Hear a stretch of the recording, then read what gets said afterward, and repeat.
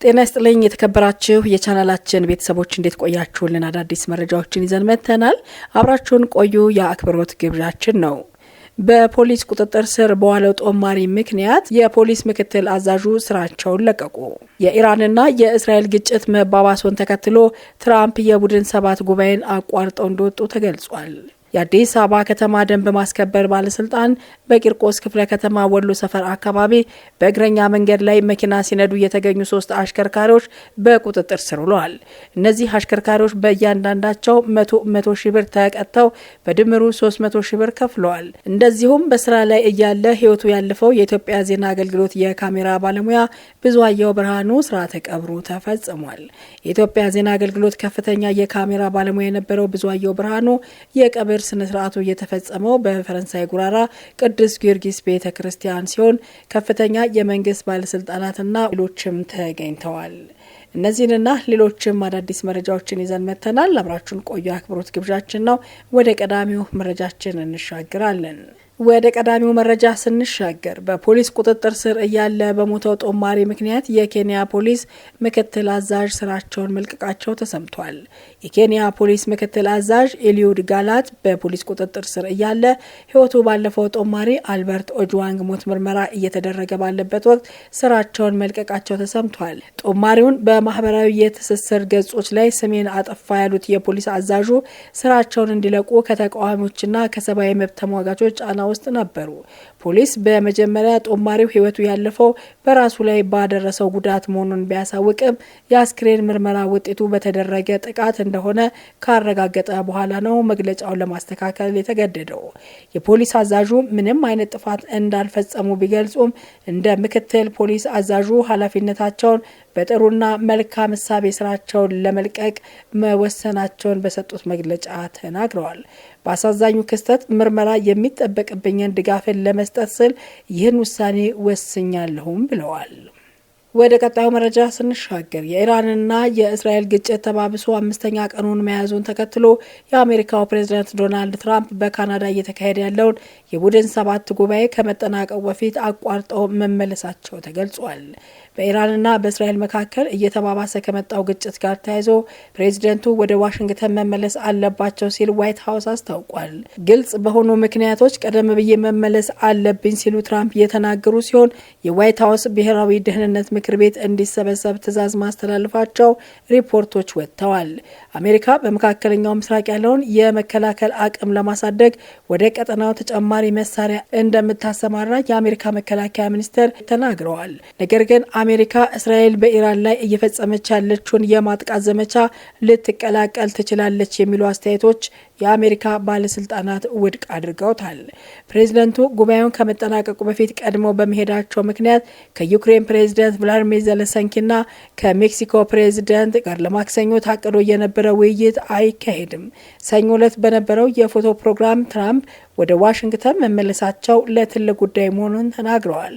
ትራምፕ ጉባኤው ሳያጠናቅቁ የሚመለሱት የእስራኤልና ኢራን እርስ በርስ የሚያደርጉት ጥቃት 5ኛ ቀኑን በያዘበት ዕለት ነው። ትራምፕ ቀደም ብለው ትሩዝ ሶሻል በተሰኘ የሶሻል ሚዲያ ገጻቸው ኢራን በቅርቡ በተካሄደው የአሜሪካና የኢራን የኒውክሌር ድርድር ላይ ያቀረቡትን ስምምነት መፈረም እንደነበረባት አስፍረዋል። ኢራን የኒውክሌር መሳሪያ ሊኖራት አይችልም፣ ደጋግሜ ተናግረዋለሁም ብለዋል። ትራምፕ ከዚህ በተጨማሪ 17 ሚሊዮን ነዋሪዎች ከሚኖሩባት የኢራኗ መዲና ቴህራን በአስቸኳይ ለቀው እንዲወጡ በማህበራዊ ሚዲያ ገጻቸው ላይ ትዕዛዝ ማስተላለፋቸው ይታወሳል። ብዙም ሳይቆይ የኢራን መገናኛ ብዙሃን በቴህራን ማክሰኞ ማለዳ ላይ ከፍተኛ ፍንዳታ መነሳቱን ተዘግቧል። እስራኤል በቀጥታ ሲተላለፍ የነበረው የኢራን የመንግስት ብሮድካስት ላይ ጥቃት አድርሳ ፕሮግራሙ እንዲቋረጥ ካደረገች ከሰዓታት በኋላ ከበድ ያለ ጥቃት ፈጽማለች።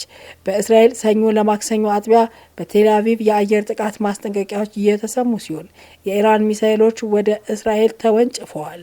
በዋናነት ዩናይትድ ኪንግደም፣ አሜሪካ፣ ካናዳ፣ ፈረንሳይ፣ ጀርመን፣ ጣሊያንና ጃፓን የሚገኙበት የቡድን ሰባት አገራት መሪዎች ትራምፕ ጉባኤውን ሳያጠናቅቁ ቀድሞ መሄዳቸውን እንደሚረዱት ገልጸዋል። አሜሪካ የተኩስ አቁም ስምምነት እንዲደረስ የምታስችል ከሆነ ይህ በጣም ጥሩ ነው ሲሉ የፈረንሳዩ ፕሬዝዳንት ኢማኑኤል ማክሮን ገልጸዋል። በመጨረሻም በስራ ላይ ያለ ህይወቱ ያለፈው የኢትዮጵያ ዜና አገልግሎት የካሜራ ባለሙያ ብዙአየሁ ብርሃኑ ስርዓተ ቀብሩ ተፈጽሟል።